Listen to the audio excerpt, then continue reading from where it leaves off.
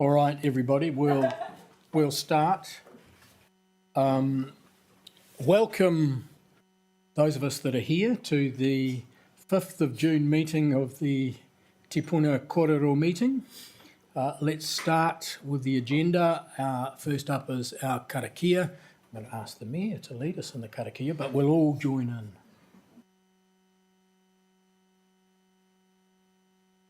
in. Uru, whakatakata hau ki ia mā kina kina, ia mā tara tara. Ura, he tio, he hauhu. Thank you, Mayor Baker. All right. Item 2 on the agenda is apologies. We have, we've got our final 2 councillors. We have a leave of absence, which is a standing leave of absence for Councillor Tracy Johnson. Councillor Izzy Ford is now an apology. I'll move her as an apology. I'll put that as an apology. Do I have a seconder, please? Yes, thank you, Councillor Duncan. All those in favour? Aye. Those against? Carried.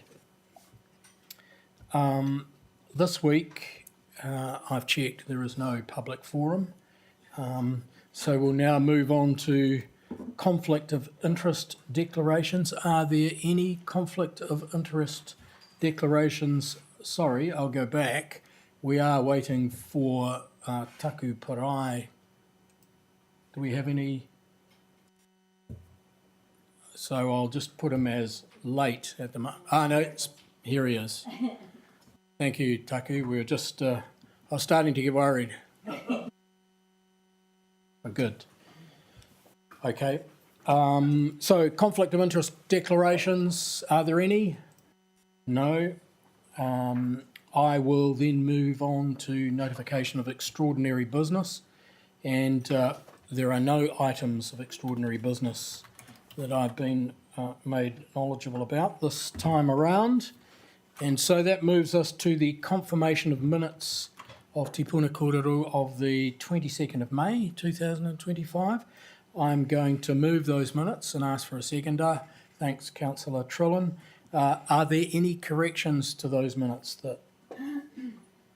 No, there being none, I'm going to put the motion. Those in favour say aye.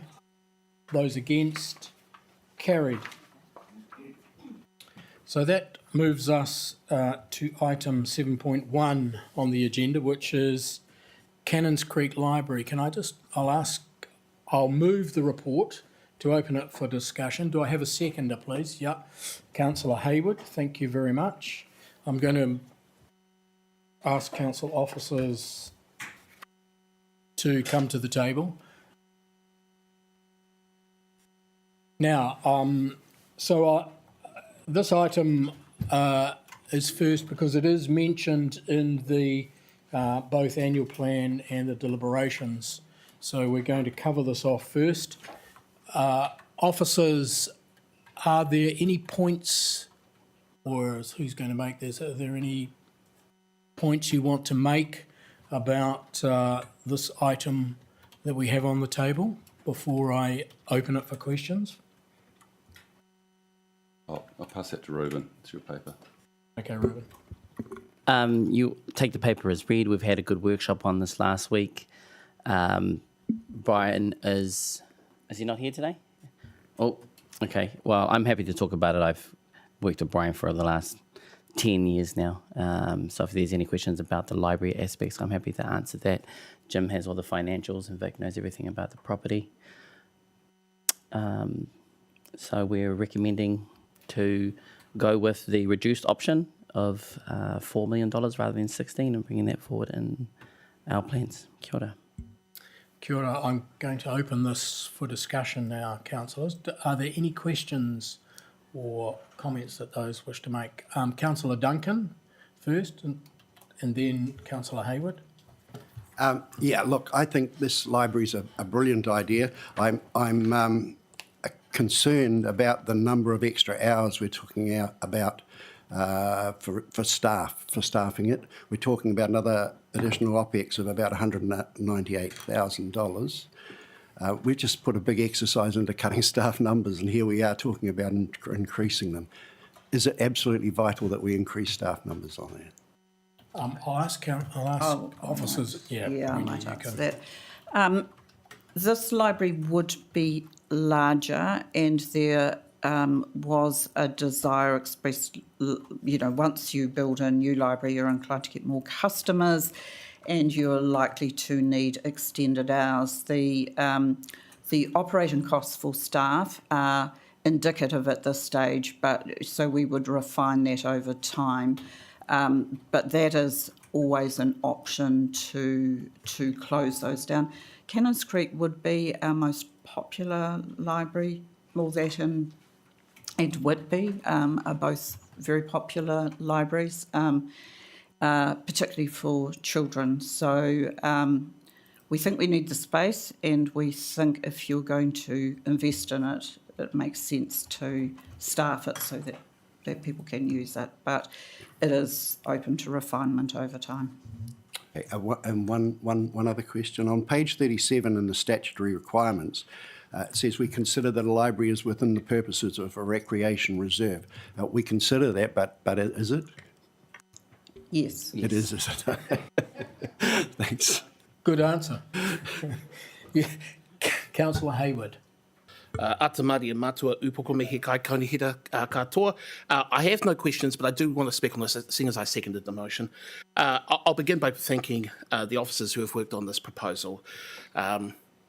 As has been mentioned, we were looking at this at the workshop last week. They've looked carefully at looking across the wider region, brought fresh thinking to the table, and found a way to accelerate progress and increasing capacity without sacrificing the future options for Cannons Creek. They've managed to do this, by the way, in a way that saves us money. So that's no small feat, so ngā mihi kia koutou katoa. Today we're not just approving a building, we're launching a vessel, one that will carry generations of Cannons Creek residents on journeys of discovery, learning and connection, because libraries are more than shelves and bricks, they are our vaka. Libraries are one of the few places left in modern life where you can show up with nothing but curiosity and leave with a whole new world. As Game of Thrones author George R.R. Martin wrote, a reader lives 1,000 lives before he dies. The man who never reads lives only one. This new library will help our people live those 1,000 lives through books, digital tools, community programs, and each other. And why in Cannons Creek and why now? Because this is a community that has been waiting patiently for a facility that reflects its wairua, its mana, and its future. This will be a space, of course, where tamariki can find warmth and wonder, where rangatahi can plug into the tools of tomorrow, where kuia and kaumatua can gather to share, and where whānau of all kinds can be together in safety and aroha. We're not just upgrading a building, we're preparing a better vaka for the journey ahead. But even the finest vaka needs the right crew conditions. This must be a safe space for our kaimahi to keep it afloat and for every person who comes through the door. Safety, dignity, and accessibility are not extras. They are essential parts of any design. So for me, this vote is more about money or infrastructure. It is about who we choose to uplift. In supporting this community, in supporting this library, we say to the community, Cannons Creek matters. There's an expression I like. Libraries will get you through times of no money better than money will get you through times of no libraries. Let this be a gift to the next generation, a vessel of learning open to all, no paddling experience required. I'm proud to support this kaupapa. Kia ora. Okay. Thank you, Councillor Hayward. We can always rely on your wonderful words. Mayor Baker. Thank you. I'm happy to support this as long as our budget here at 4 million doesn't go over like we did with our tank. Have one price in front of us and then it doubles or triples. I think to me that is the big thing. We have had this on our annual plan ever since I've been at council. This is now critical in the in Cannons Creek area. The building is unsafe. We've had unsafe actions out on the street that have come into our library. This is about the safety of our people who work there and the people who visit our library. I'm really pleased you've picked up the one from the hut. It's a great space. The idea that you can clip onto it later do other things. And it is, as Jeff said, long overdue for the community. It's a long way for them to come. But for me, this is the safety and the budget. So I want to make sure that that budget does not go over. And that we get it signed as a document, not coming back to say, oops, we've got another contingency of 20% or whatever. So pretty firm on that. But this is great news for that community who have waited a long time to get something in their community. So thank you. Thank you, Mayor Baker. Yes, Councillor Weehapi, then Councillor Trillin. Thank you. I echo the words of all my colleagues who have spoken, but also for so long now we've been waiting to allocate this money that actually has been in our long-term plan now for almost 9 years to a very worthy project. And I totally agree in tautoko what Councillor Hayward has said around Cannons Creek and the Wairua, and that this is something that actually will make a part of the community. It's not just going to be bricks and mortar. So thank you. Thank you. Councillor Trillin.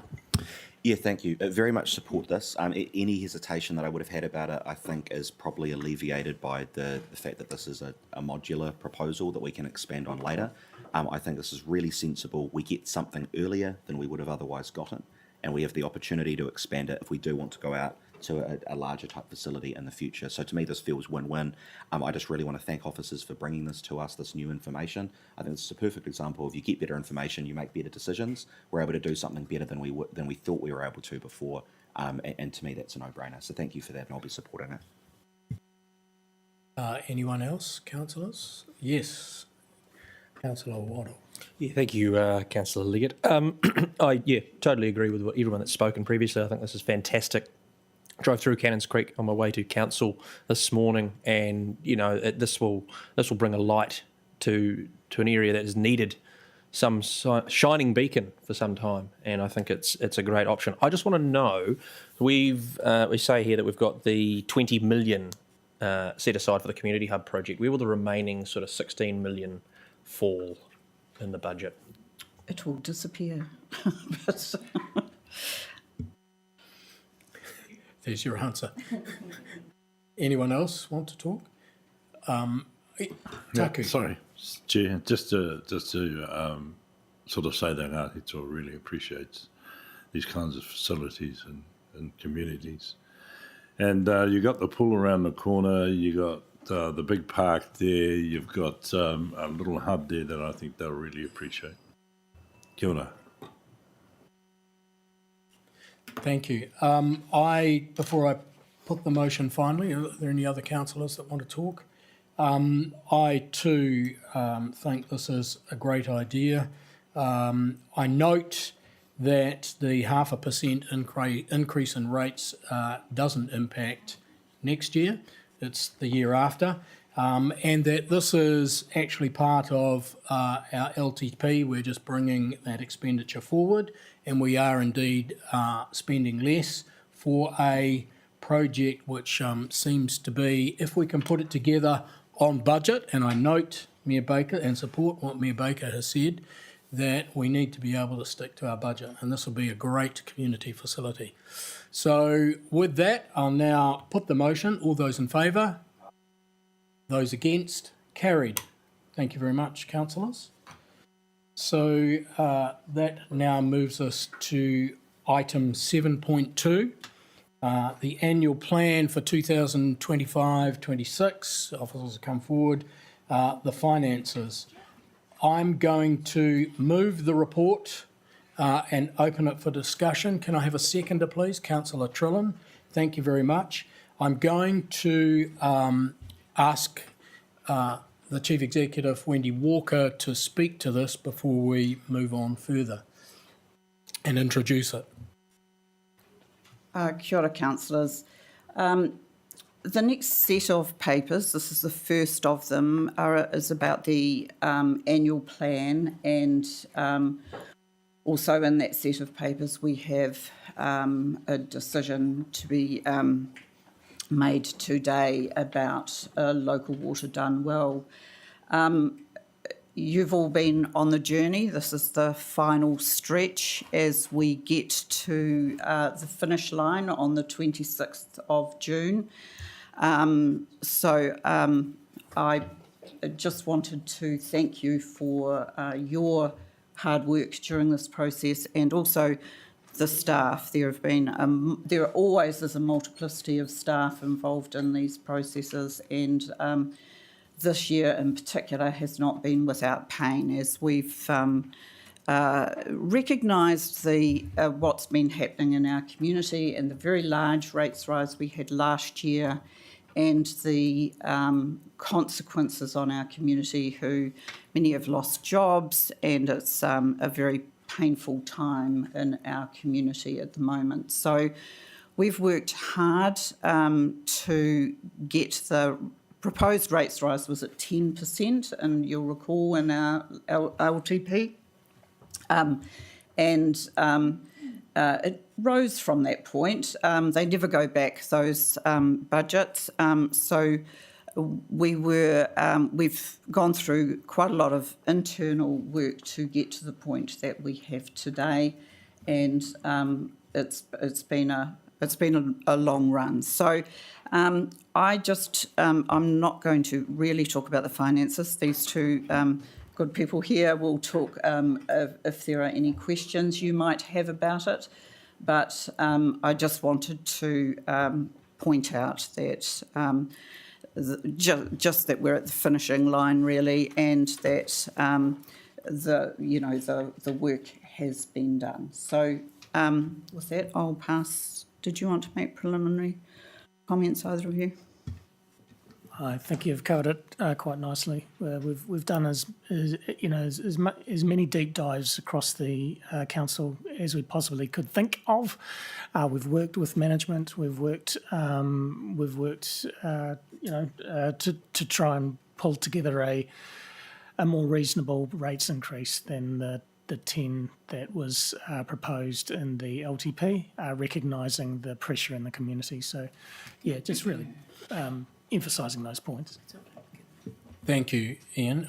Now I understand, before we move on to discussing this motion, we have an amendment which has come from Councillor Filo, and that amendment is to direct the Chief Executive to identify further savings that don't directly impact the community, with the aim of reducing the proposed rates increase by at least 4% or more, if possible. That's correct, Councillor Filo. I've just, upon speaking with a colleague of mine, I'm going to make a slight change, actually. Instead of it saying proposed rate increase by at least 4%, to say by at least 2.3% or more, if possible.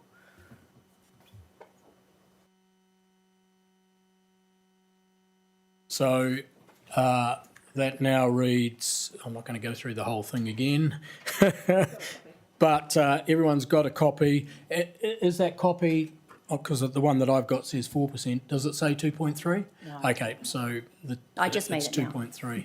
Okay, so you are moving that motion. Do you have a seconder? Seconded by Taku Parai. Would you talk to the motion? Thank you, Mr. Chair. We have heard the public loud and clear. The amendment. People can't afford another rates increase. Some people are still recovering from the 17.5% from last year. Many are planning on leaving Porirua if they haven't already, not because they want to, but because they cannot afford to live here.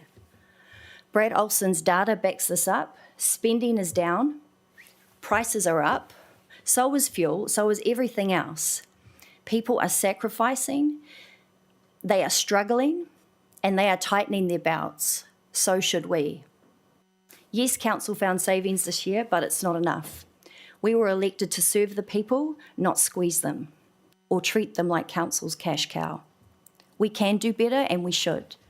The savings currently on the table are minimum, and they come from cutting things that actually bring value to our community.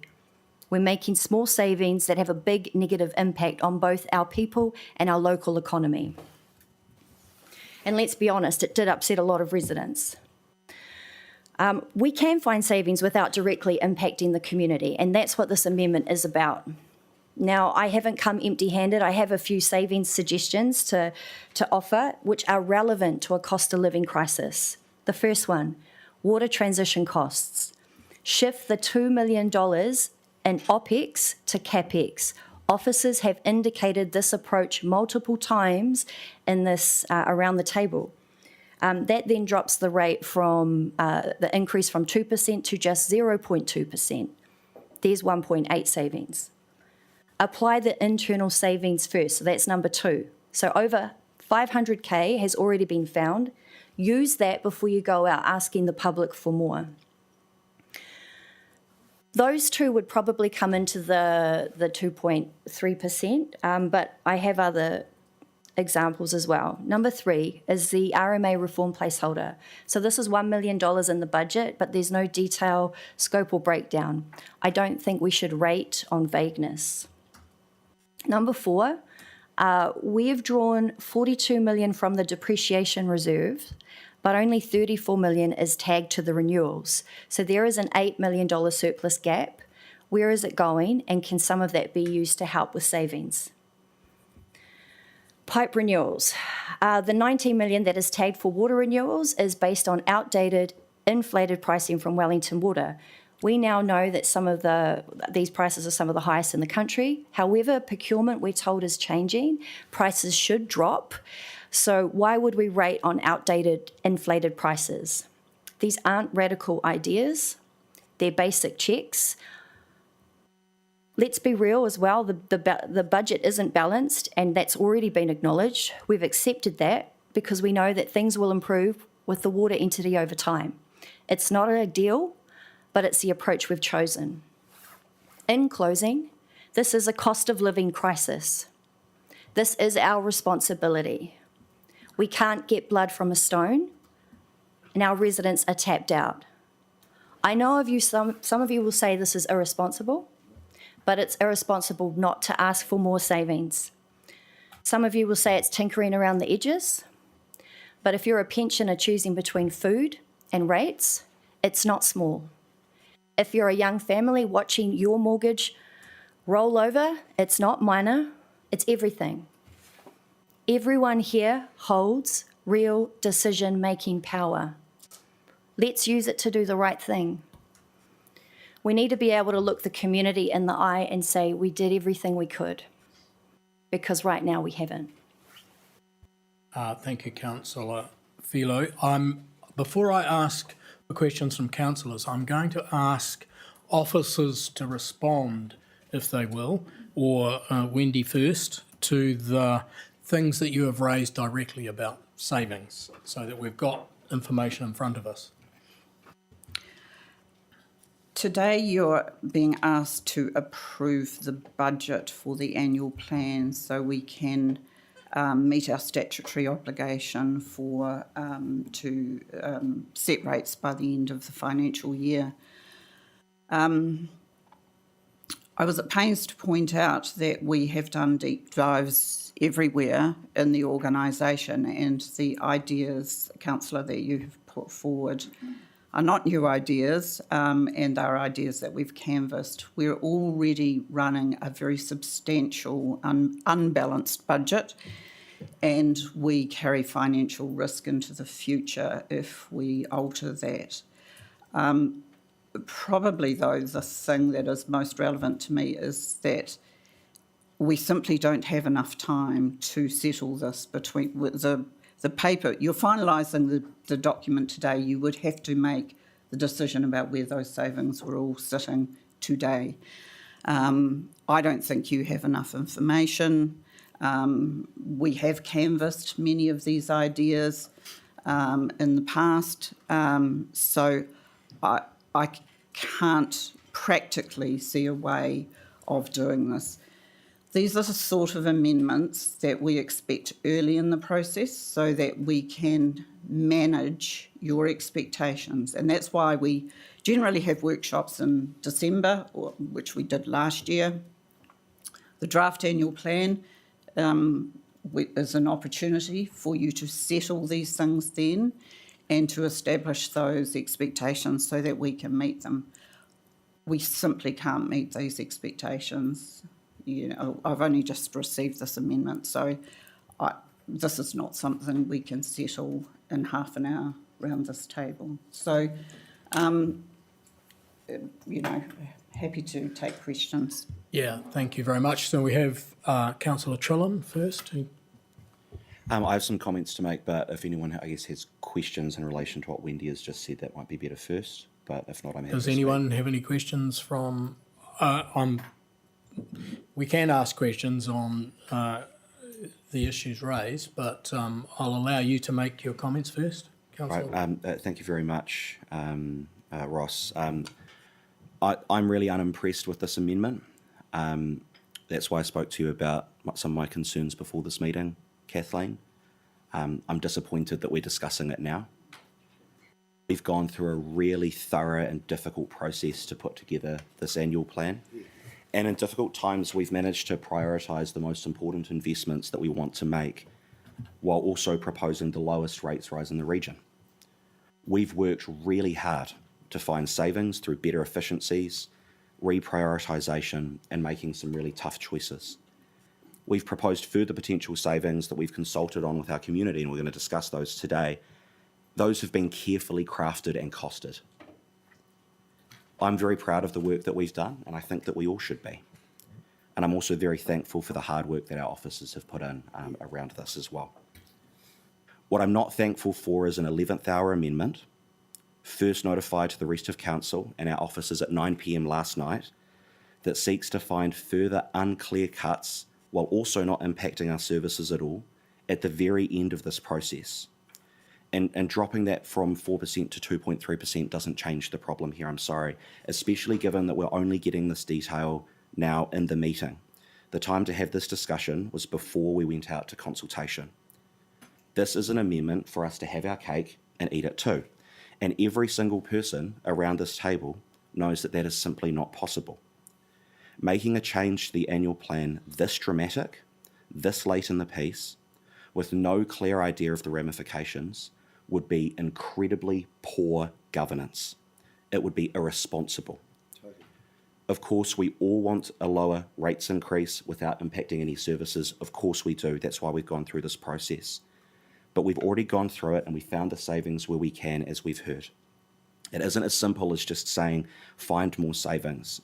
And I think if any councillors genuinely believe that we should cut rates more, then we should have the courage to propose a concrete amendment that is costed and is clear, that we all understand ahead of time so we can all consider it properly.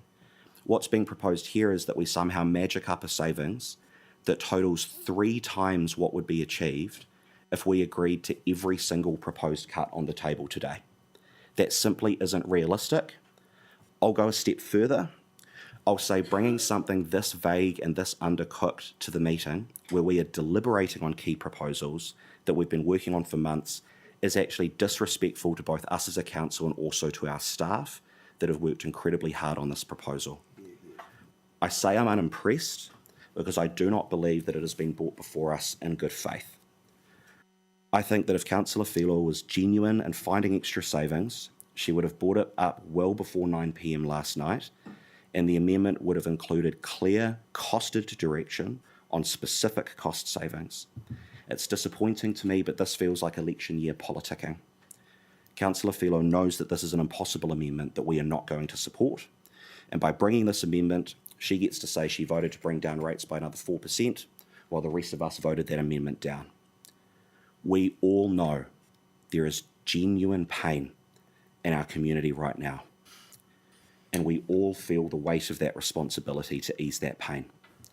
We should always do everything that we can to help our residents and to advocate for our community. But one of the most difficult parts of this job is that we also have a responsibility to explain and communicate hard truths to our community. We have to be upfront about what is possible and what is not.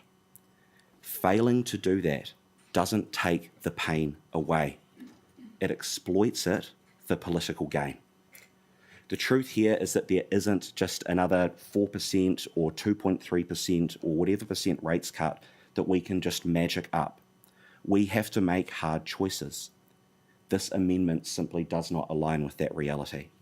I will be voting against it. I strongly encourage everyone to do the same. Thank you, Councillor Trillin. Are there any other councillors that want to comment or ask questions? Councillor Oro. Yeah, I've just got a quick question and then I'll follow up with a comment. In the proposed savings that Councillor Philo has brought up around the water transition costs from OPEX to CAPEX or vice versa, can we just have some commentary around her comments around that had been an idea in the past? The accountants amongst us will give you a more technical explanation, but my understanding is that will just unbalance the budget even more than it currently is. So you're basically taking on debt to service operating costs, and we're already doing that to a significant extent. Correct. So it would be unwise. As far as I'm aware, it would have to be OPEX.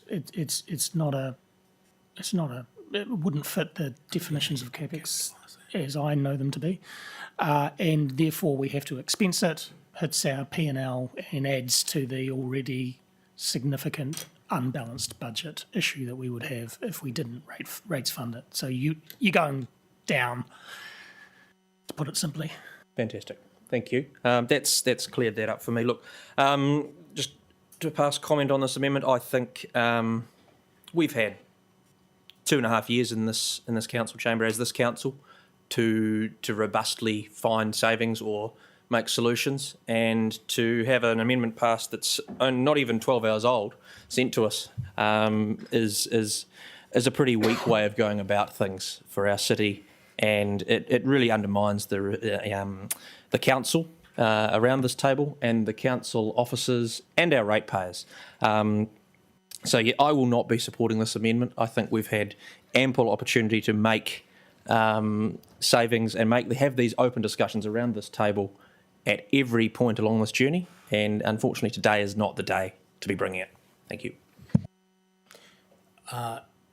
Councillor Duncan. Yeah, look, I really don't want to dignify this with comment at all, really, other than to say what a cynical attempt at electioneering it is. And I'm surprised it even got seconded. Can I ask, does Taku actually support this? I don't think that's a fair question to ask of Taku Parai. He has seconded it. Yeah. He has seconded it. Let's leave it at that. I honestly don't believe it deserves the dignity of discussion. Any other councillors wish to ask questions or make comment? So we have Councillor Hayward, Councillor Weehapi and Mayor Baker. Councillor Hayward. Atamari e mātua upoko. Whatever I say in this kōrero around this proposed amendment, one thing should be left at the forefront of this. I say nothing to diminish in any way the personal mana of anyone around this table. I will, to use the old rugby analogy, play the ball and not the player. I have been, listening to the kōrero that has already happened and reflecting on my own thoughts. It was hilarious for me to wake up in the middle of the night. I actually went to bed early for the first time in a while, and then woke up and went, oh, wow, all this stuff has happened in my email inbox. So if there was a consistency in this motion with regards to the stated principle of trying to reduce the harm of rates increases on those who have it the least, the ideologically consistent thing, the philosophically consistent thing, the right thing to do would be to actually advocate for no rates increase. And I think about that with regards to Section 101 of the Local Government Act, which we are all obliged to follow, with regards to the definition of prudence. Now, one of the things that councillors get to do when they come around after each election is an induction process where they go through your role as a councillor so as to make absolutely clear that when you come into the room, you understand your responsibilities from day one. And there is a session that talks about the legal responsibilities of councillors, which includes the concept of prudence. Now, I remember this session as a realisation that the meaning of prudence, as I understood it before going into the room, is very different from the meaning that we have to actually follow as councillors. I do not think that we are meeting Section 101 with regards to prudence if we passed this motion. Here's how. As has been mentioned before, it is a good process to debate, to confer, and to be upfront with the community in terms of deliberating on a decision. An email at 9 o'clock at night is not that. It reminds me, and I guess most of my colleagues around the table will know this, that I'm someone who watches other council meetings around the country, and I used to work in a role that required me to watch all of the councils across the country. So I have a bit of experience in this space. I recall that in previous cycles at Wellington City Council, we have had elected representatives, including a former mayor, who would drop these types of amendments at the last possible second. And it would lead to a distrust around the table in that jurisdiction, which would then lead to a distrust with the public towards that council. I do not want us to have the contagion of distrust spread from one council to another. For me, it is also, and I reflect on my chairing of the joint committee of the wastewater treatment plant and the landfill. There was a tough vote that some of our colleagues will know of with regards to the fees and charges at the landfill. It's actually referenced in this paper as well. And there was a proposed amendment, no notice given, about actually looking at potentially introducing a regime where individuals could get free vouchers to use the landfill. Last week, I mentioned that that's useful for everyone who has a car, who's lucky enough to have a car or a trailer. But also, if you introduce that regime, there is a rating impact. For every $1 million that is spent on providing that feature, predominantly to Porirua residents, even though it's a shared asset with Wellington City, so they would get nothing, you would be increasing rates by 1%. Now, the mover of that motion is also the mover of this motion. There is an inconsistency with regards to the burden of individuals when it comes to ratepayers to be told this as a rationale for this motion, and then to also have brought up a previous motion which would do the complete opposite. There is no way that I can support this motion.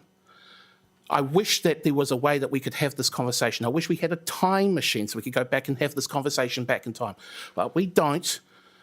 So in good conscience and in accordance with the law, I will not support this amendment. Kia ora. Thank you, Councillor Hayward. I'm now going to refer to our standing orders. Three speakers have already spoken in opposition to the motion, and I'm going to ask the two speakers here if they are going to support the motion. Potential speakers, obviously not. And so I'm going to suggest that we move on. I'm going to give Councillor Philo the right of reply, and then I'm going to put the motion. Councillor Philo. Okay. Look, you can shame me all you like, but I put this forward with the intention to actually try to do something, to say that I've done as much as I can. Go ahead, shame me all you like. That's fine. I'll take it. I'm not here to be your friends. I was elected to speak for the people of Porirua. So I'll start with that, and I'll talk to some of the things you've said. Well, first of all, I disagree with what you were saying, Jeff, around the landfill, but I could talk about that with you offline. With regards to it too late in the process, look, I think that a short delay is needed. It's better than locking in hardship. This is an admin issue, not a policy one. I don't think it's politics. I think it's been responsible. With regards to the debt, what I mentioned for the water transition. Now, that was said twice in this meeting not this meeting, but in this chambers that I can recall. Once during the water entity workshop, which was a couple of weeks ago, and I believe Jim said that we were looking at putting it through CapEx. Now, my understanding is these are costs that go towards setting up an organisation.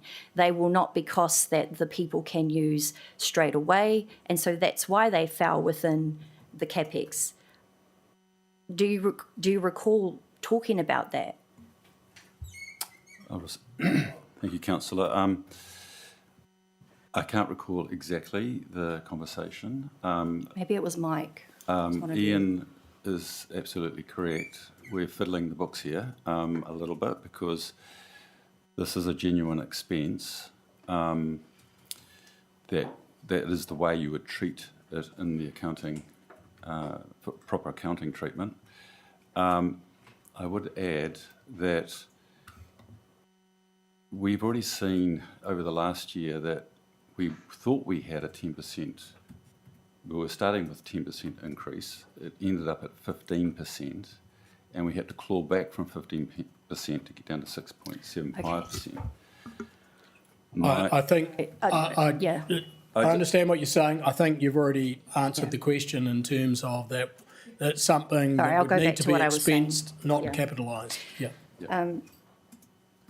Okay, well, there's also point 8, which talks about the 0.562 million that I think still needs to go forward. It was recommended that council don't reduce the rates for that, but we've asked for 0.8 in our cuts that directly impact the community. So I think internal savings should be put forward. But I do disagree about the debt for the transition costs. But okay, if you're saying it now, that's fine. In terms of it being late in the game, as I say, it's hardship that the people are facing, and we should be able to pivot. It's not like this is the first time I've asked for savings for that do not directly impact residents. I've asked that a few times and seem to just get blocked. So this is why I've brought it forward in a public meeting.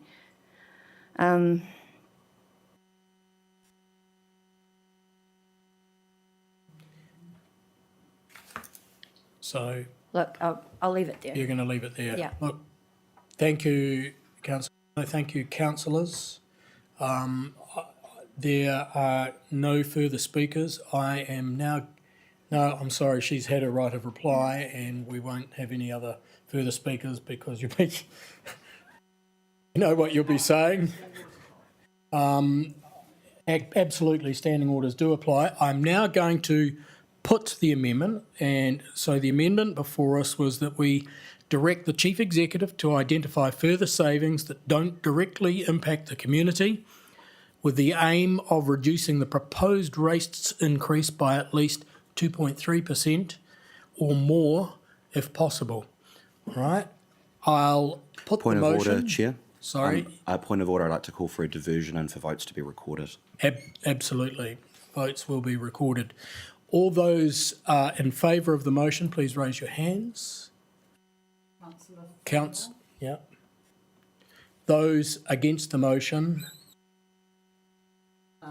Mayor Baker, Councillor Weehappy, Councillor Hayward, Councillor Waddle, Councillor Duncan, Councillor Trelin, Councillor Ngalo,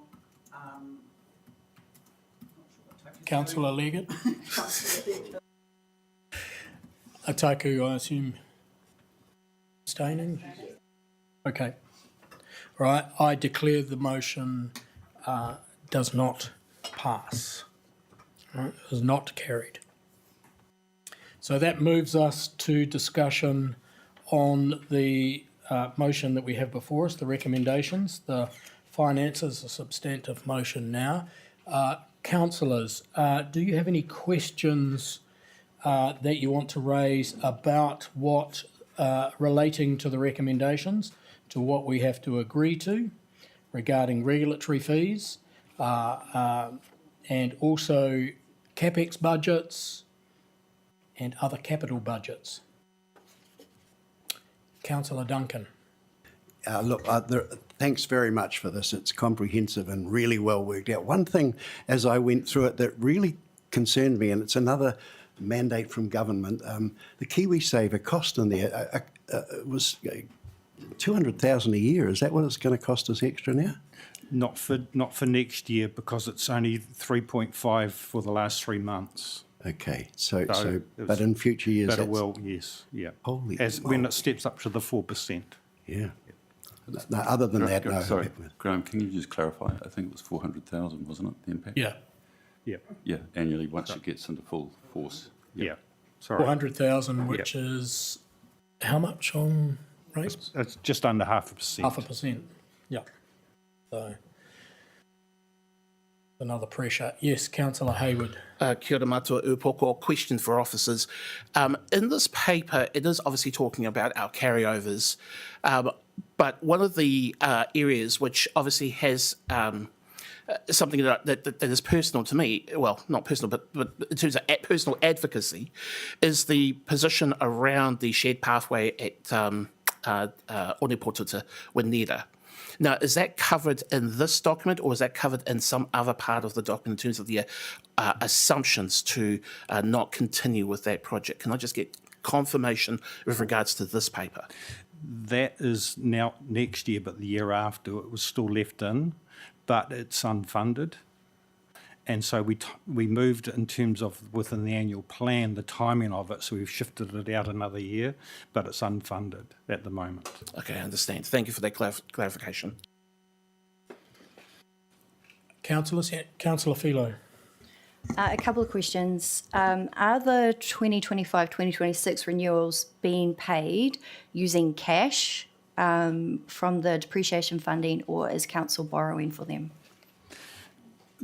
The depreciation fund is only funded in terms of cash from what we rate fund it.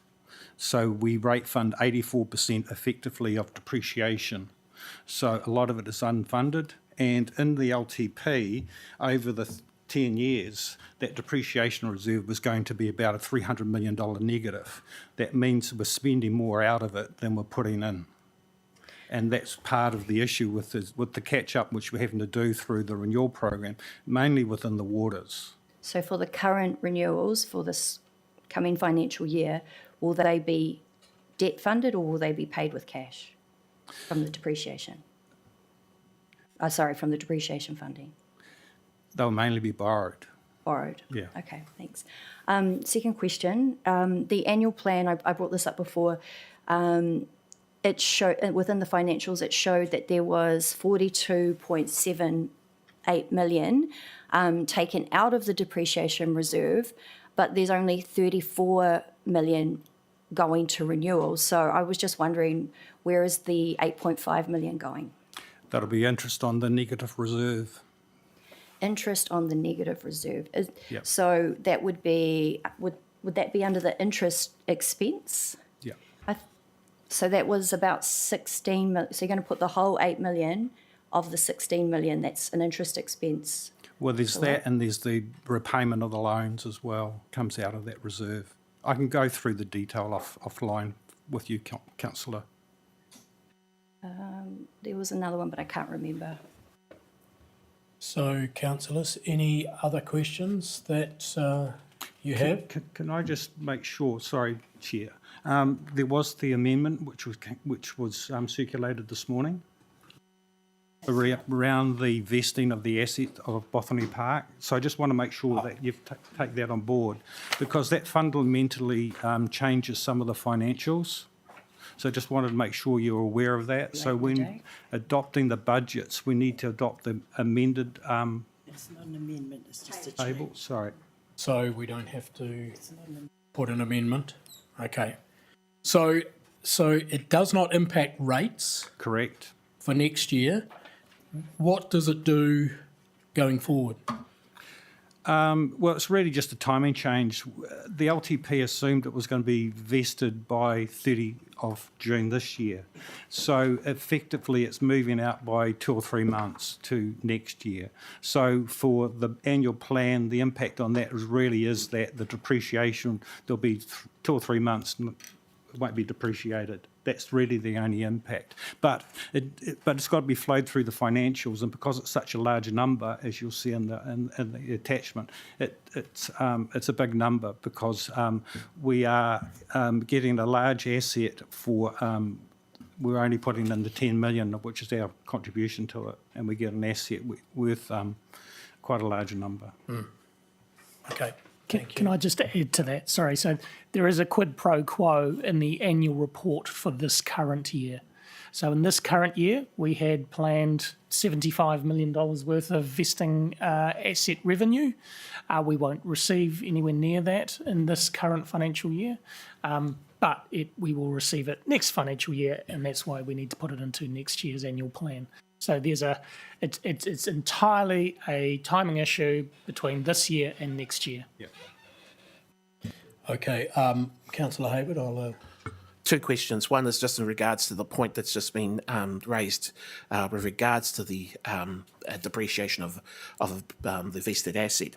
So understanding the point that it is more to do with the subsequent financial year, not this one, which this pertains to, is there likely to be a rating impact? If I've read this, it's an OPEX related charge, which means that it will go immediately to rates if not covered by borrowings. So is it likely that there will be a rating impact because of this in the relevant financial year, not this one, but the one later on? And has that been accounted for already? Are you talking about the Botany Park? Yeah, no, that's already allowed for in the LTP, so it's already been factored into the LTP. It's just really just around about a timing change in terms of it won't vest to us this financial year, it'll vest to us next financial year. And because the vesting has been delayed a wee bit, that means we don't have to depreciate it quite so early. Okay. Slight benefit. A slight benefit. Yes, a very slight one indeed. This leads me to my next question, which is regarding point 6, and I had put this in my notes before we had the kōrero about the proposed amendment that we just had, because the question I want to ask is if officers can give commentary on the paths not taken with regards to other choices that they could have suggested to reduce rates further, or those cost efficiencies, and perhaps give some rationale as to why that path wasn't chosen. I note that we've had some of that kōrero in the motion, the proposed amendment, but I'd like to have an opportunity for officers to kind of go into that and stretch out a bit on that space.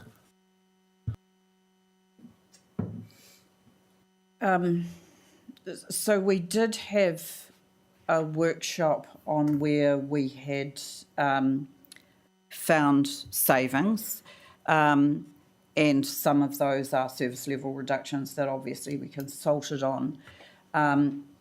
Some of them are financial issues that we've taken as a one-off for this year, foreseeing the decision around a water entity, which has still not, of course, been made. So we have kind of done a prudent but careful picking through some of our financial mechanisms to enable us to reduce the rates on a one-year basis. We've also right-sized some parts of the organisation. I don't particularly want to go into the details on that, but there's certainly been several change proposals inside the organisation that are still being finalised as we speak. And as part of that issue, we did have a very deep dive into our staff complement and, you know, were there parts of the organisation that we could look at to, you know, we all recognise that we don't want to impact service levels, but is there a way that we can get efficiencies into the organisation without doing that. Typically, that means, looking at staff is one of our most significant costs.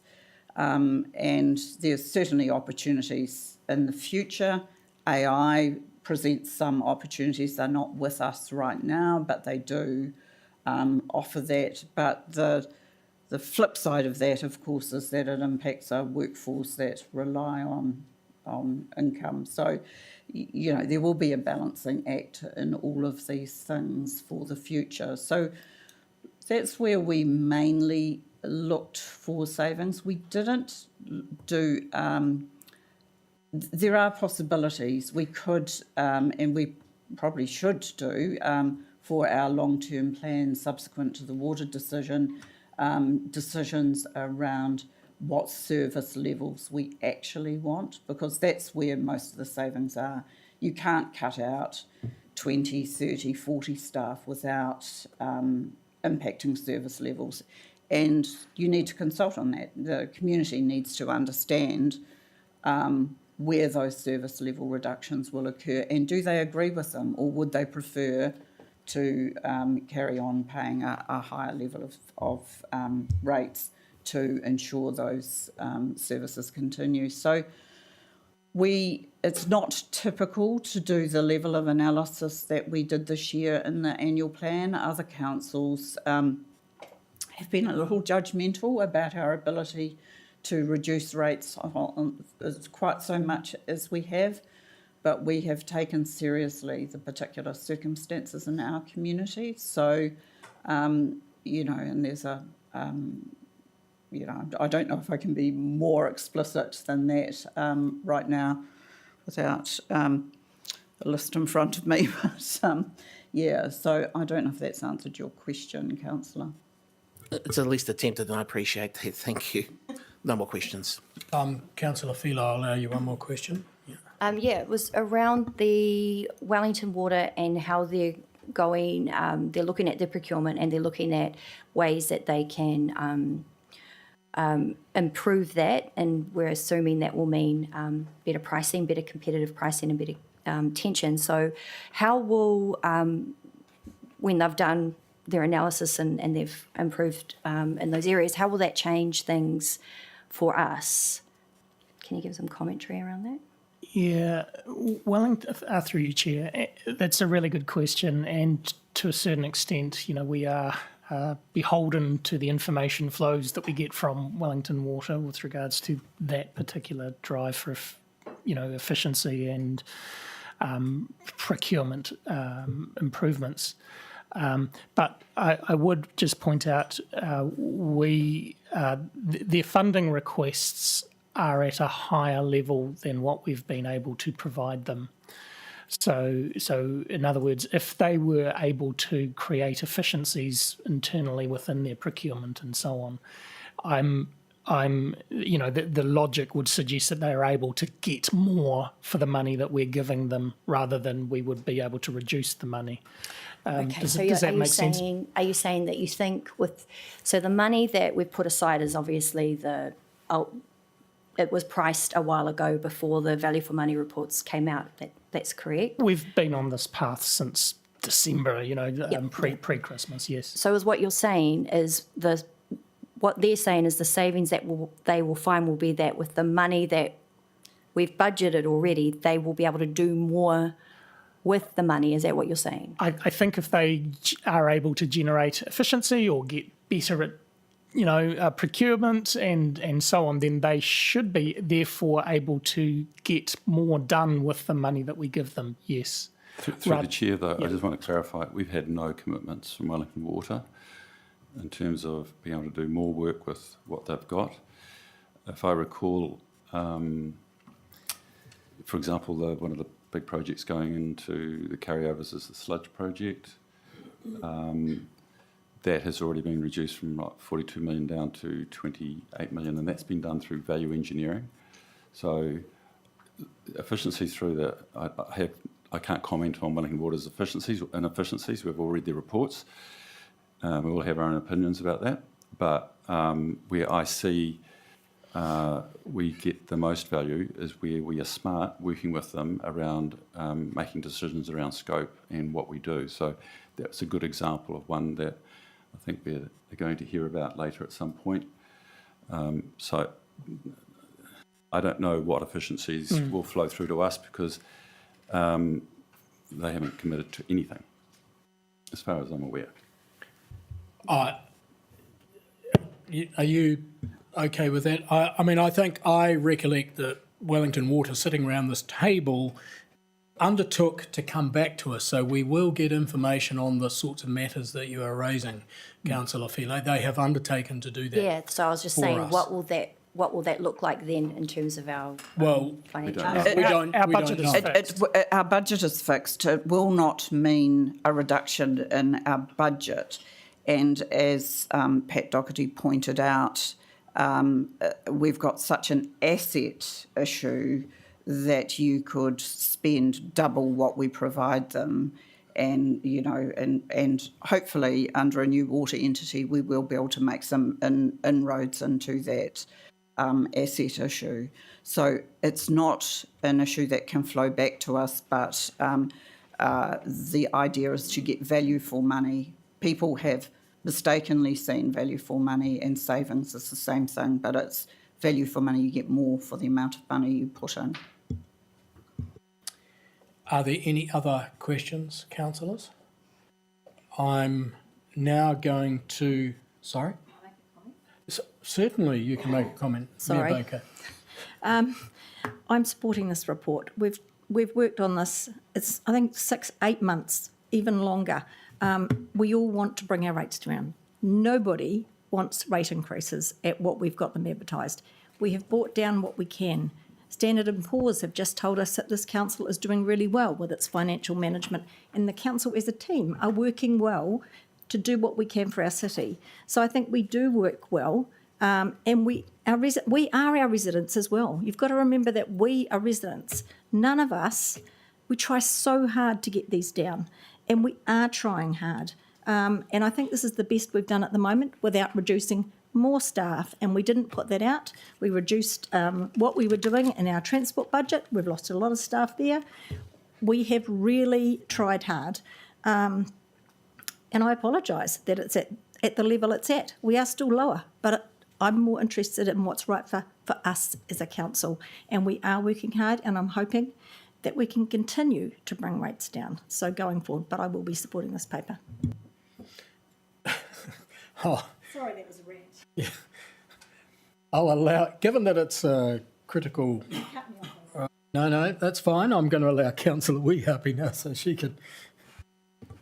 Thank you. I'm not going to repeat what others have said, but I do want to bring back the fact that rates are based on property values. Every 3 years, we go through the same process of properties being valued. I would urge every single resident who receives their property values to appeal them if they believe that's what they want to do in a set time. I'm just going to leave it at that. All right, thank you, Councillor Weehappy. All right, I'm now going to put the motion. We have the recommendations in front of us, noting the additional report regarding vesting of Bothamley Park water pipe and that delayed impact on depreciation that we'll have. So, councillors, all those in favour of the motion? Those against? Carried. Thank you.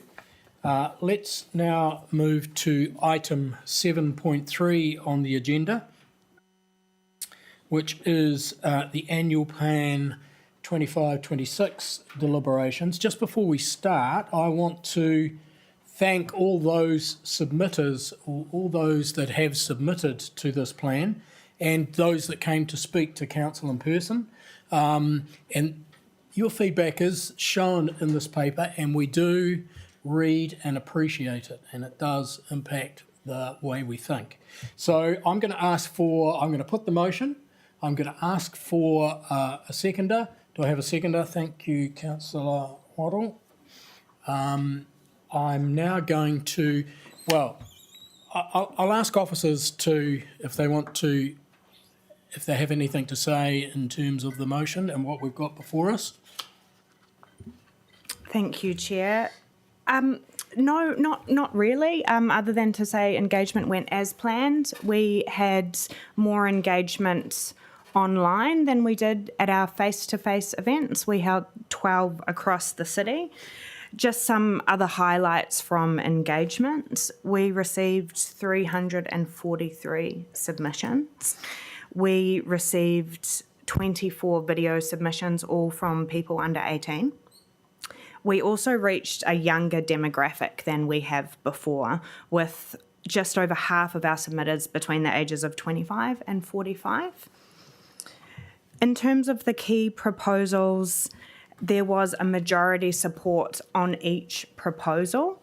However, interestingly enough, only 36% of people supported all 4 of them. So there was a mixed opinion across the community. That's been broken down in attachment 1, which highlights some of the key themes and comments. So happy to take any questions. Thank you. What I propose to do is to put each recommendation separately. And let's start with the first recommendation, which is that we discontinue the event investment program of 100. Well, if you want to discuss them generally, we can do that and then put them afterwards. I was planning to discuss each one as we went by. Okay, if that's what you want to do, councillors, that's fine. All right, let's do it all at once. I'll ask councillors to make comments then, or have any questions. Cool. I thank you very much. Yeah, that's why you only have to hear from me once. So I think everyone will be thankful for that.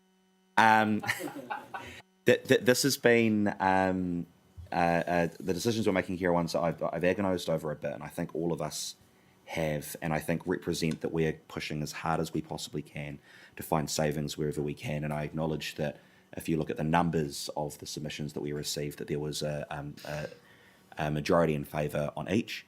But I think it's important that we look both at the number of submissions, but also at the specific content and quality of those submissions, and what are the compelling arguments that have been made.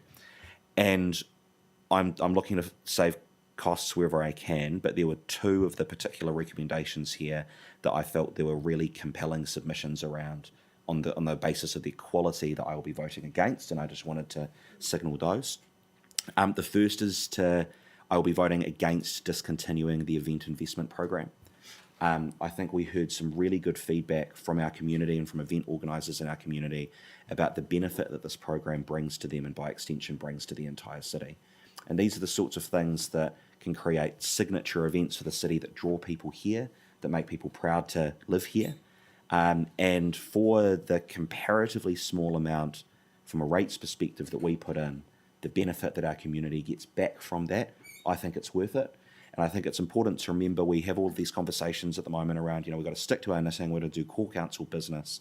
I think this sort of thing is core council business. I think making sure that we have good events that engage our community and bring people here is an important part of what we do. So based on the submissions that we've received, I'll be voting against 2A. The other one is 2E. I'll be voting against increasing the Cannons Creek pool entry charges. Again, we had good submissions there. I was genuinely moved by the school children that we had that came in and spoke to this. And I'm very thankful that they came in, and I would love to see more of that, our young people getting engaged. We always talk about how much we want young people to engage with us. We always talk about how we want to put children and young people at the heart of our city, and we've had some brave young people come and talk to us about what's important to them.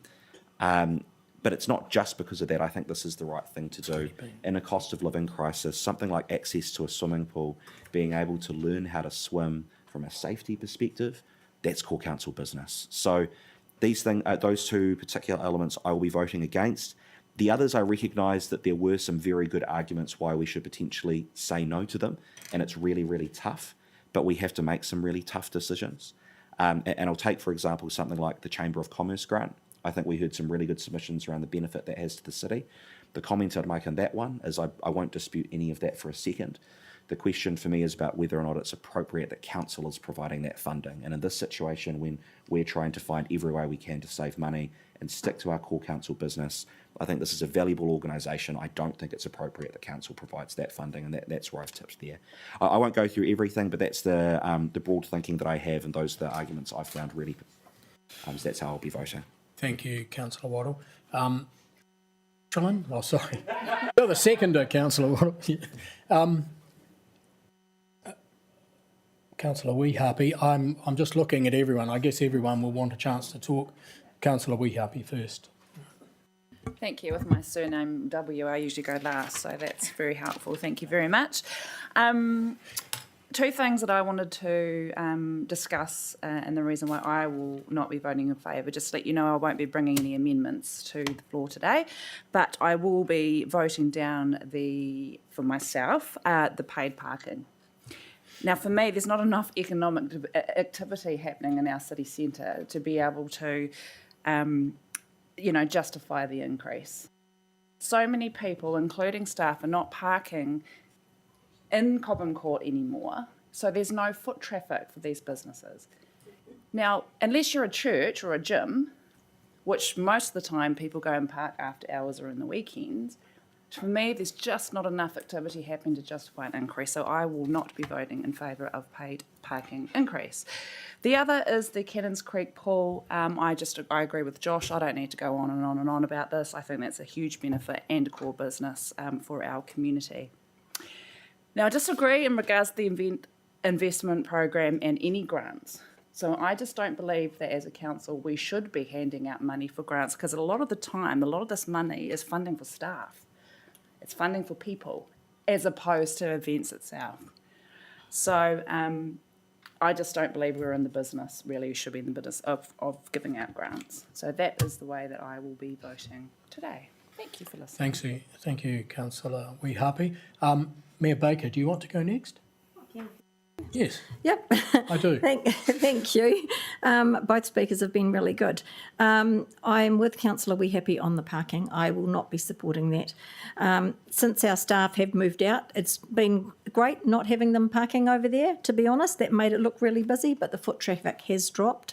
And I don't think at the moment that's a good thing to do. I do think we should change our signs so we have zones rather than streets, because no one knows where on earth we are in the city, especially when they're new to the city. But that's something different. I don't support the increase to Cannons Creek. I think it was 30 cents increase. I mean, seriously, for the amount of grief, and the kids were amazing. And it's a bit more about what Josh said. The events I've struggled on. Events make a city, but I'm not sure we should be paying for them. So I disagreed with Mr. Luxon at local government conference on one thing and agreed with another. So yes, we all need to be doing better, but events do make a city, just like libraries and everything else. And if we get rid of everything, then we don't have a city. So that one's been a struggle. But the Chamber, and I know they do well, I can't support that one. We haven't heard enough. They're Wellington-based at the moment, but they've got some set members out here, and I do go to their functions, but I think probably something local could pick that up as well. And the building consents I agree with. Thank you, Mayor Baker. That leads me to you, Councillor. Kia ora, mātou upoko, ngā mihi kia koutou katoa. Again, I would like to extend my sincere thanks to the officers for the diligent work in preparing for the annual plan, as well as to every resident, business, whānau, community group, Mayor Hapori, that took the time to make a submission. Your voice is vital. And we've listened carefully. While I don't get all of my whakaaro on what the public has said today, I'm already forming thoughts on how to take their ideas on board. I find myself weighing decisions that pull at two very important values that I hold dearly. On the one hand, how do we ensure that we do not disadvantage those with the least? And then those who would not normally provide, that would access these activities or benefits provided by certain areas of the budget. On the other hand, how do we address the equity challenges that these organisations could and can provide and ensure that our resources support all of Porirua? Or to be blunt, how do we make sure that our budget isn't just for the fancy stuff, but genuinely helps those doing it tough and brings everyone along? This balancing act has been on the forefront of my mind for much of this deliberation. That brings me to the issue around the funding for cutting the major events. This is where that first value about not disadvantaging those of the least comes strong into play. I recall that big red flag on the top of Whitireia as part of the Porirua Grand Traverse. You know, that event where runners and joggers and walkers go right past my home every year. It's a price I'm happy to pay being stuck at home and unable to leave if I have to head out of the city. So I can appreciate the immense challenge of securing funding when organising events. I remember this well as my time working as an organiser for the Titahi Bay Beach Festival all those years ago. But I also value the efforts of current organisers who have come in to speak on this matter and told us that they are already working hard to secure their own funding. It truly gives me no satisfaction to vote to reduce this funding. These events do bring our community together, they create vibrancy, and for many, they offer a vital sense of belonging and joy, particularly for those who might otherwise miss out on such experiences. Next, regarding the proposed cut to the Chamber of Commerce funding, here the equity challenge is particularly stark. My primary concern here is the absence of a collective voice for our local businesses. Am I prepared to cut funding for an organisation that provides a crucial backstop for local businesses to have a say in Porirua? Now, it might seem rich of me to tell them how to do their job, but I frame my decisions not just on getting the most benefit from limited resources, but also on the equity of those decisions. So while I acknowledge that some small businesses will have no voice if they are on their own, the Chamber also represents some of our largest businesses and organisations. So perhaps their funding model needs to draw more on a progressive principle from those who have the most to those who have the least, so that all can truly be heard. Otherwise, this just becomes about corporate welfare, and those with no businesses and no voice will suffer as a consequence. You know, the old adage is true though, the squeaky wheel gets the oil, and if our Chamber doesn't advocate loudly enough, I fear our local businesses might lose out. This brings me to Cannons Creek pool access. I want to specifically mention their names: William, Caviar, Pearl. They came from Tairangi School. They asked us directly not to raise the fees at Cannons Creek pool. This decision affects their lives, their ability to learn, the ability to grow, and to simply have fun. So, in thinking about this issue, I have to remind people of Jenny Bedford, who some of you will know. She sadly passed away 4 years ago. She was a founding member of Te Ara Moana. She was a wahine toa who embodied unwavering commitment to our community, to our kids, and ensuring their confidence on our local waters. Her spirit continues to remind me that I cannot turn my back on her vision and the children it continues to serve. Now, some of you might not know this, but Jenny publicly supported me when I first ran for council, and she made phone calls for me throughout the campaign. Her dedication to Porirua and ensuring equitable access for all resonated deeply then, and it resonates now. So you better believe I'm not going to support a fee increase for Cannons Creek Pool. Lastly, when I supported the introduction of fees for parking in the CBD, I clearly stated my reason: to remove the subsidy by ratepayers from people who wanted to use cars and park for free in the city. I explicitly rejected the logic that this was simply a means to offset rates. And I vividly remember the tension around this decision in the LTP last year, and I was on the other side of that debate to my colleague, Councillor Ngaro, and I recall thanking him then for his steadfastness in a moment when he was not successful in his position. Now, this is important. Note the date. An email from the Chief Executive to all of us, March 28th of this year, quote, "Is parking covering its own costs?" The short answer is yes. Based on the 2023-24 financial year, Finance determined a revenue associated with paid parking about $640K, with associated fines of $230K, offset by expenses of $420K, thus making a surplus of around $450K. What that clearly shows me is that this was never about playing our part on climate change. It feels to me like a greedy grab, and I will not be a part of that by increasing these fees. So let me be explicit. This proposal, for me, can get stuffed. And Councillor Ngaro, I hope we can be successful today and stand together on this issue. Kia ora. Just as well you got the bell. Yeah. Do you want to speak next, Councillor?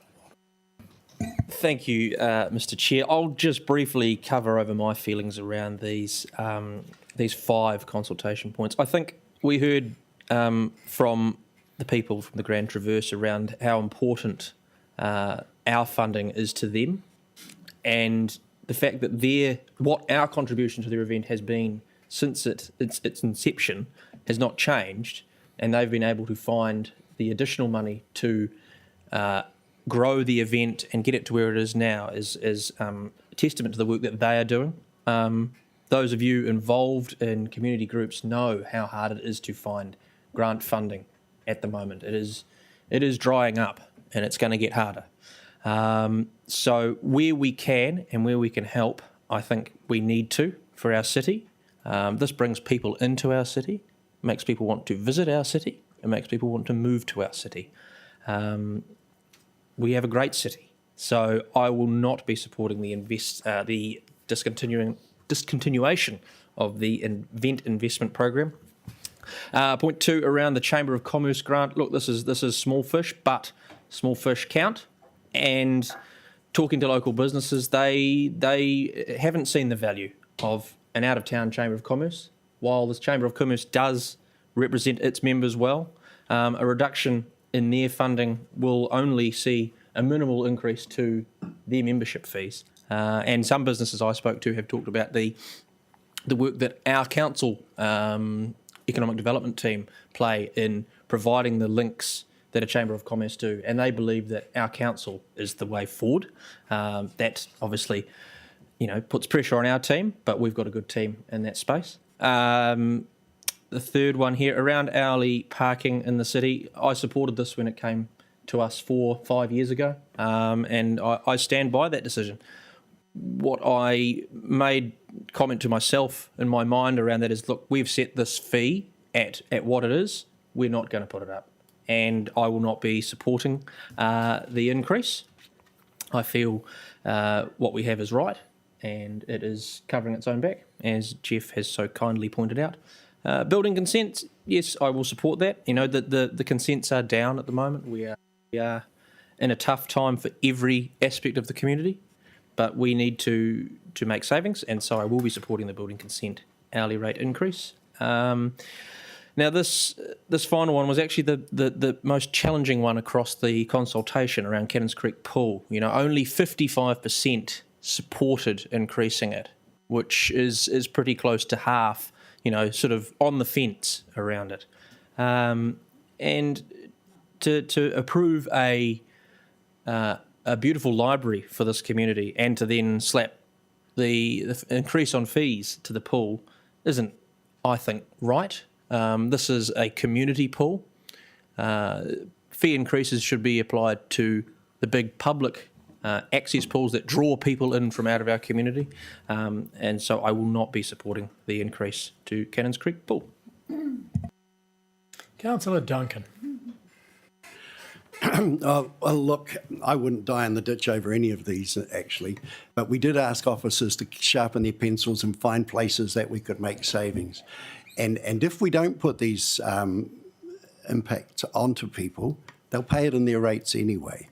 So they'll either pay the fees at the pool or events, or they'll pay it through their rates one way or another, that they will pay for it. So look, I'm ambivalent on all of these, but thanks to the officers for the work you put in to actually try and come up with ideas for ways that we could save money. That's all I've got to say on it. Well, true. Proof in the pudding will come out in the vote. Councillor Trillin, you've already had your say. Councillor Nala. So every morning we go to the home of the greatest long donut, Vung's Bakery in Cannons Creek, but we go for a salad. The 2 things that people bring to me is the raise in the Cannons Creek pools and also paid parking. I think from the start I've been against paid parking, speaking for people who work down the centre. And since inception, I have paid $10 a day, 4 days a week for paid parking. So I'm okay there. But like our Deputy Mayor said, it has slowed down people coming down to the centre. Cannons Creek pools, although it's up to my hips now, I still don't believe that the increase is going to help anybody there. So for that reason, I'll be voting against those 2. Thank you. Thank you, Councillor Nala. Councillor Philo. Okay, so with the parking charges, you only got to look out the window at morning tea and see that it's not even half empty. It's pretty much 3/4 empty. So it's I don't support that. It's doing damage to our local businesses and our local economy. I don't support putting those up. The events are the heartbeat of our city. I actually think that these grants, which would bring people together, whānau, support local business, stripping the value of it, I don't think it's value for money. I think it's short-sighted. In terms of the chamber, it's a hard one because obviously the economy in our city is important. And when I think about other business network groups, we don't fund them, and there are a few. They do advocacy, which I didn't really know until they came and spoke.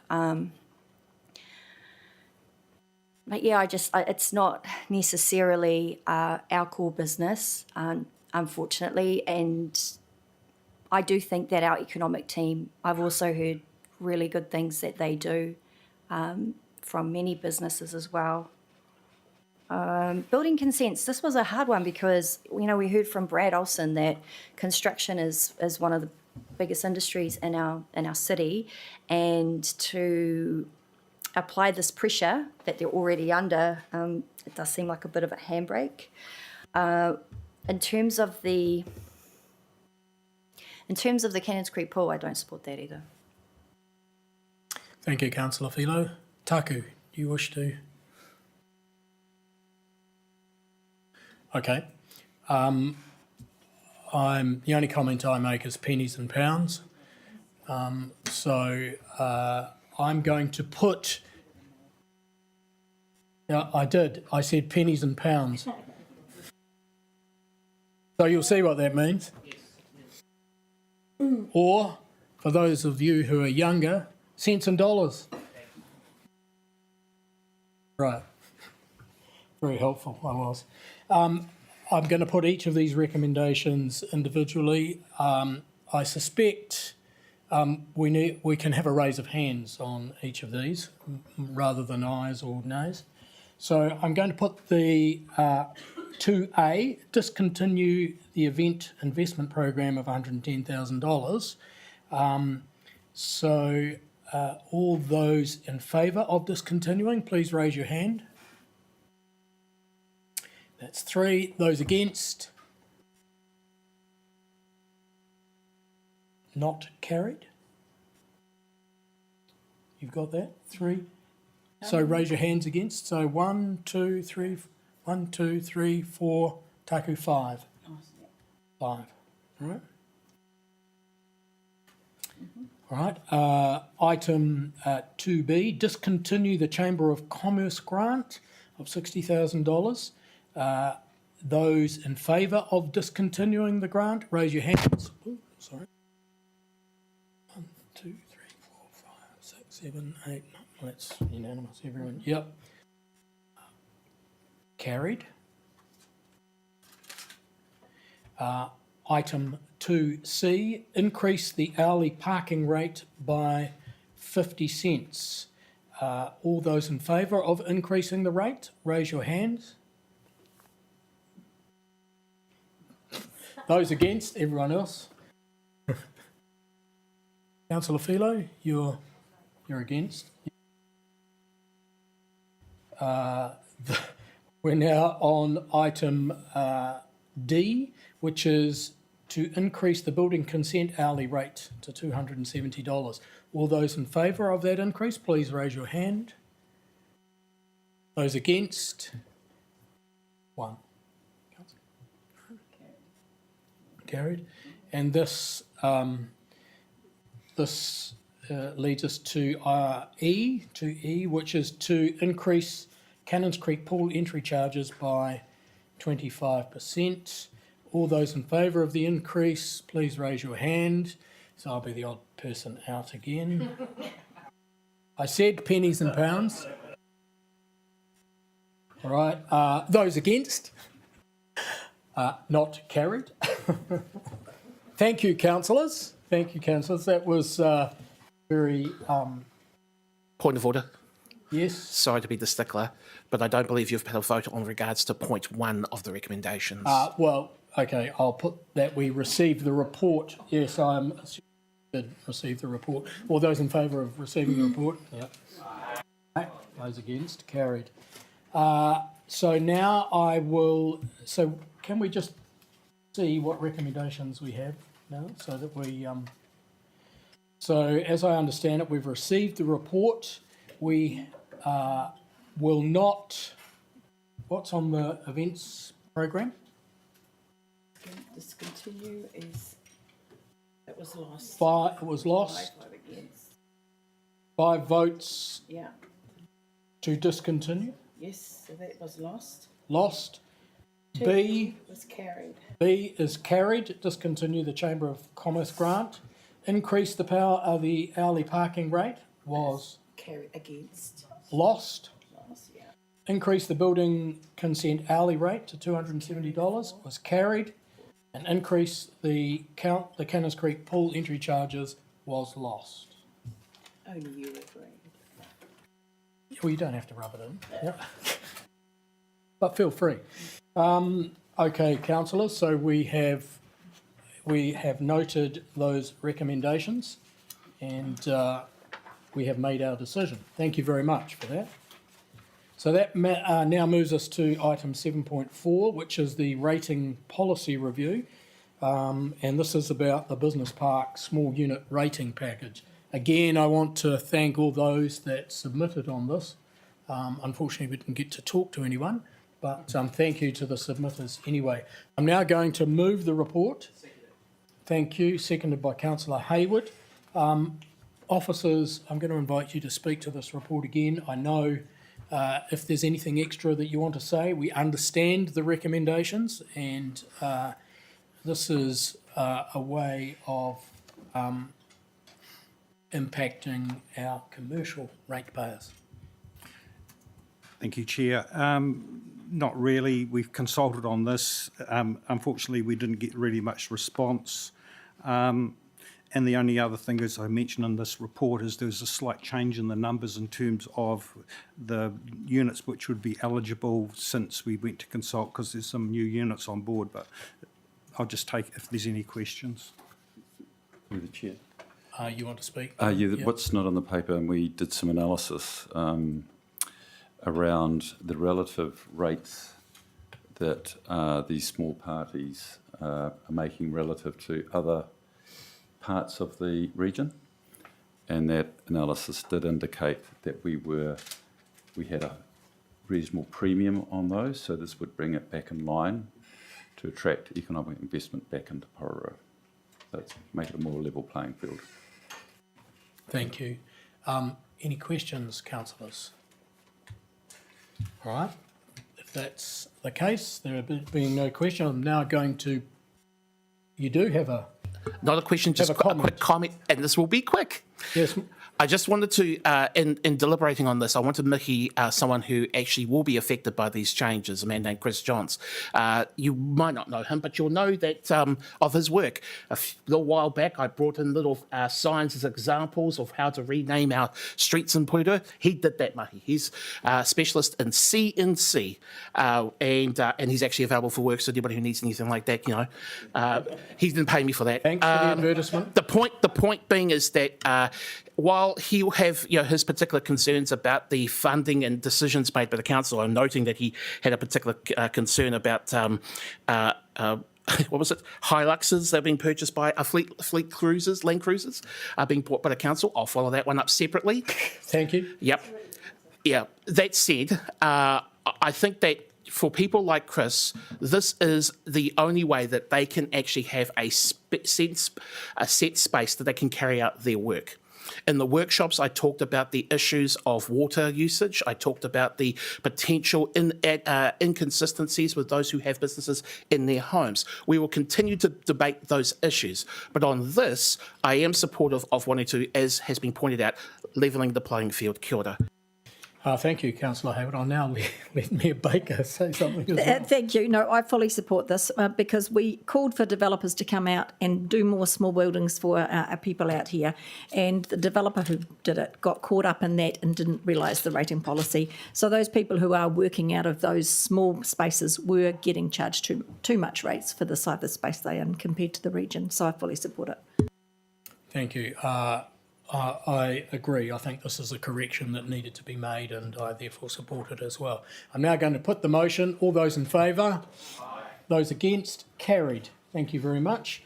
This brings us to the last item on our agenda, which is water service delivery model deliberations. I'm now going to move the report to open it for discussion. Do I have a seconder?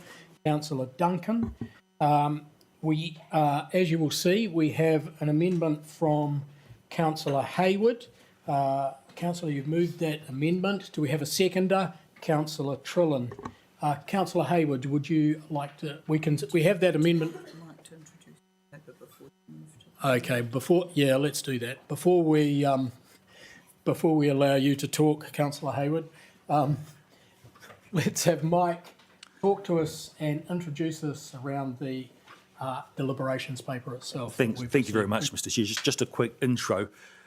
First of all, can I just congratulate, it's not my job really, but congratulate Olivia on boiling down a really kind of complicated issue to 9 pages. And just a couple of issues of process before we get into it. So this is not the last time you will see Three Waters. This is back to you at the council meeting on the 26th, where you have another look at it. And then in July, we start looking at the water services delivery plan, where a lot more detail will be covered. So you do have a workshop scheduled for the 24th of July to go through the draft water services delivery plan. The other thing that we will do on that day is we will introduce to you the draft foundation documents for the new entity, that being the Constitution, the shareholders agreement, the statement of expectations, the consumer charter principles, and the transition principles.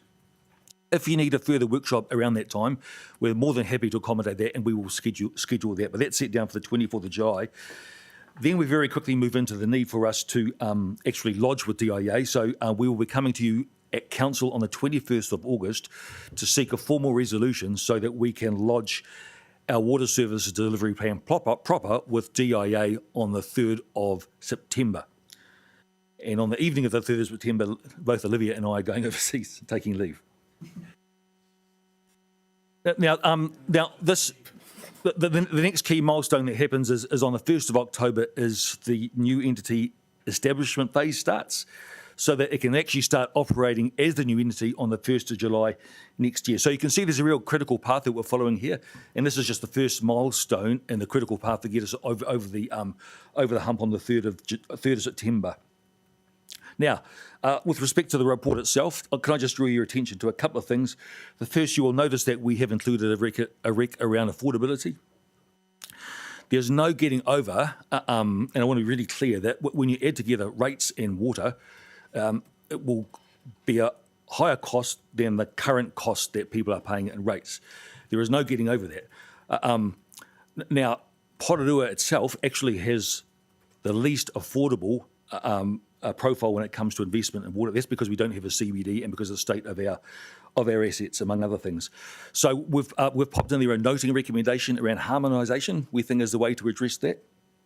And in fact, we think that's essential. So that's why that's in there. And we've seen the proposed amendment, and I think just as a general comment, Mr. Chair, most of the stuff that's in that proposed amendment we think is not inconsistent with the direction of travel of the overall programme. Happy to take any questions. Thank you. Are there any questions specifically for Jim? It would be Mike. Mike, yes. Oh, sorry, Mike. God. Mike and Mike. Just harmonisation. Another Mike. Harmonisation. Are we talking about the other councils paying for our deficit? Are we? That's a slightly cynical take on it, Councillor. There are a number of issues, including debt and other features, that we're going to have to kind of get over if we're going to operate as a joint entity. And when we talk about the benefits of scale, issues like harmonisation and debt are all going to have to be things that we get over with respect to getting the benefits of operating at scale. Do you have anything further? I suspect it'll be a long-term thing. All right. Now, Councillor Hayward, you wish to speak to your amendment. Kia ora, mātua upoko me he kaikana hira katoa. Councillors, you will have received my proposed amendment and you would have seen my rationale behind this. You will also know of my steadfast advocacy on the importance of a principled approach to a water charter, or as I use the phrase, or equivalent in this proposed amendment. I am again going to reiterate that nothing that is in here should preempt any decision made by other councils across the region, but it is about making our principles very clear in our motion so that the public is left with no doubt about what we uphold as important principles moving forward. I look forward to one day seeing a water service delivery plan and entity that has that codified in a water charter. It will be, for me, the fulfilment of the wishes of this community to be treated fairly, and to also back our city as well. So I will not, like Moses, come down and read out all 10 parts of this thing.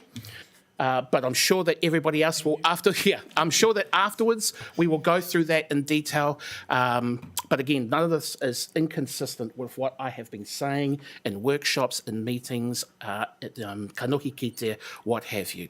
And I would encourage you all to stand in support with this as well. Kia ora. We have Mayor Baker and then Councillor Trillin. Thank you for that, Councillor Hayward, and thank you for giving us plenty of time on it. There's plenty of points on there. I fully support this. We definitely need a charter, and I want to thank our officers as well for the harmonisation on point 3, because it is vital that we try and keep our bills. We know that we are higher in the region, but we keep them at a reasonable level, because we all know it's just 2 rate bills, not 1. So our ratepayers are still paying, but we do need to improve what we're doing water-wise. So this is the right direction, but I also fully support what you've said, Councillor Hayward, so thank you. Councillor Trillin. Thank you very much. Yeah, I obviously fully support this. I think it's really important, and I actually just want to take a moment really quickly to acknowledge Jeff, your steadfast advocacy and leadership on this particular issue. You've been talking about it for a very long time, and it's incredibly important. There is nothing more important than our water and protecting our water and making sure that we're doing right in terms of our water for our community. So I'm very pleased to be supporting this.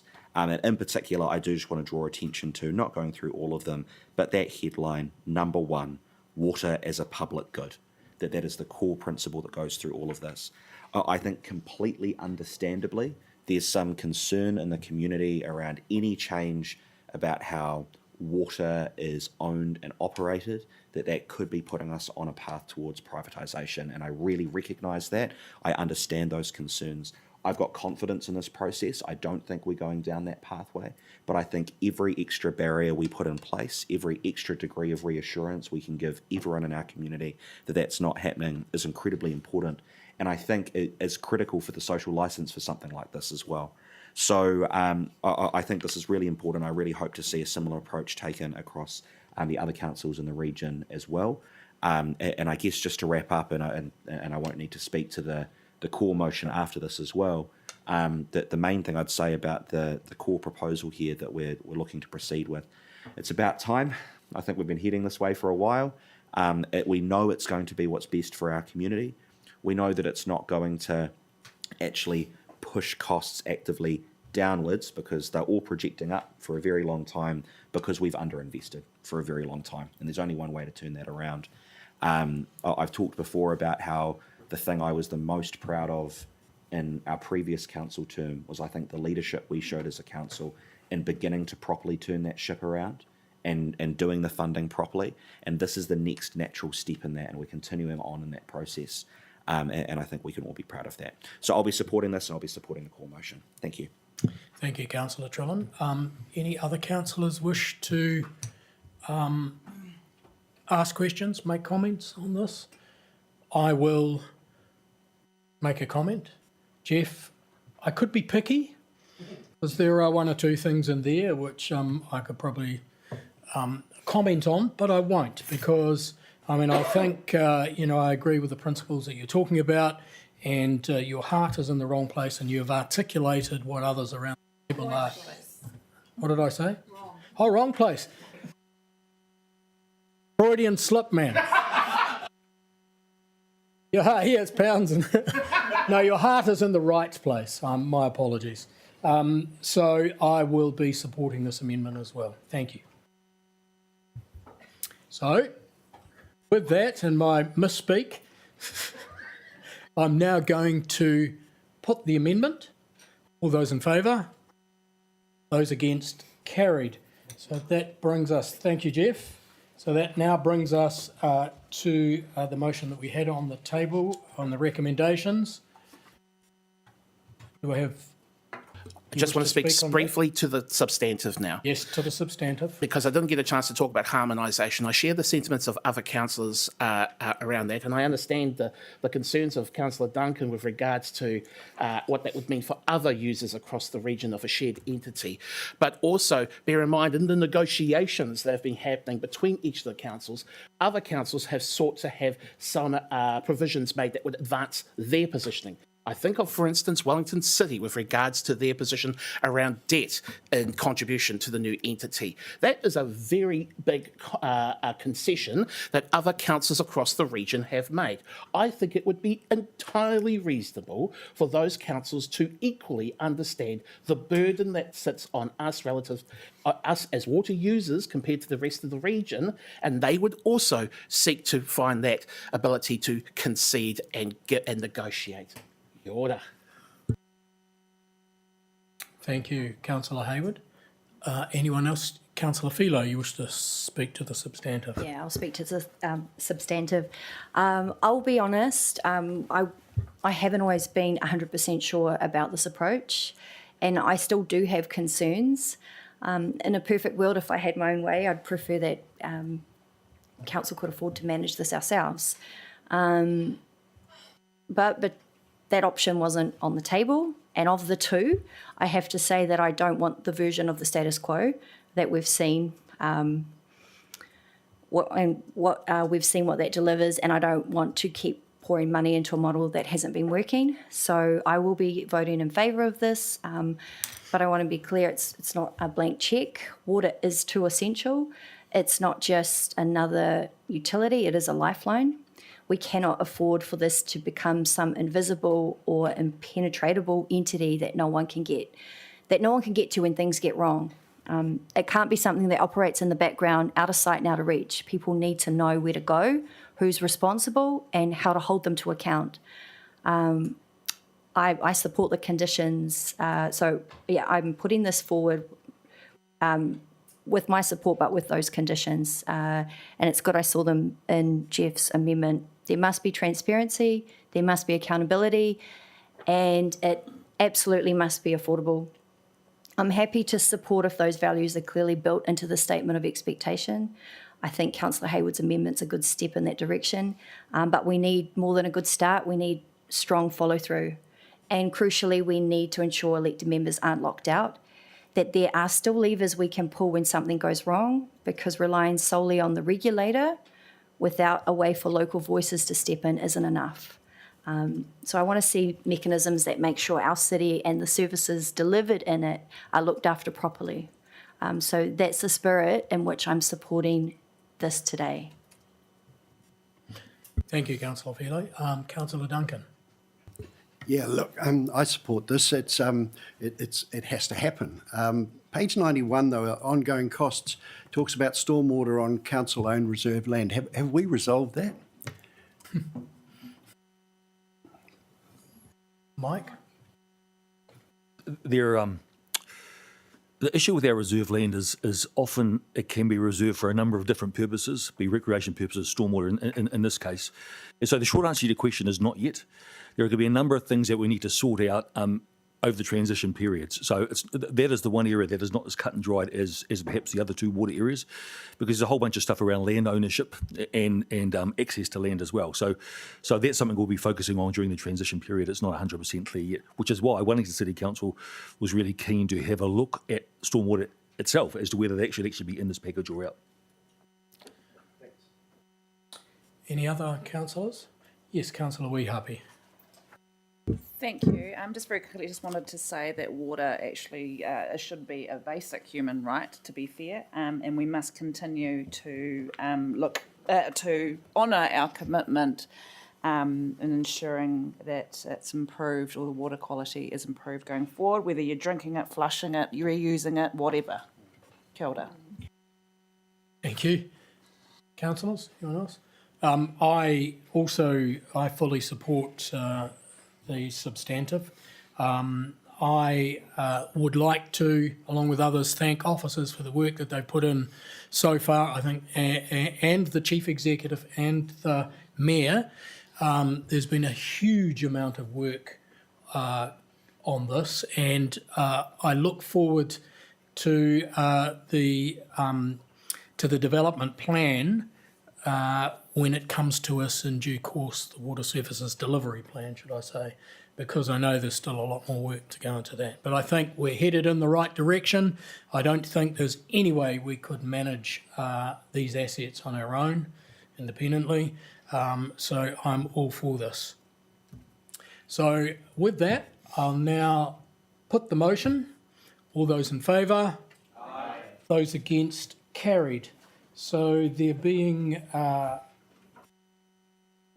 no further business, I would declare the meeting closed at 10:21 a.m. We'll break for morning tea.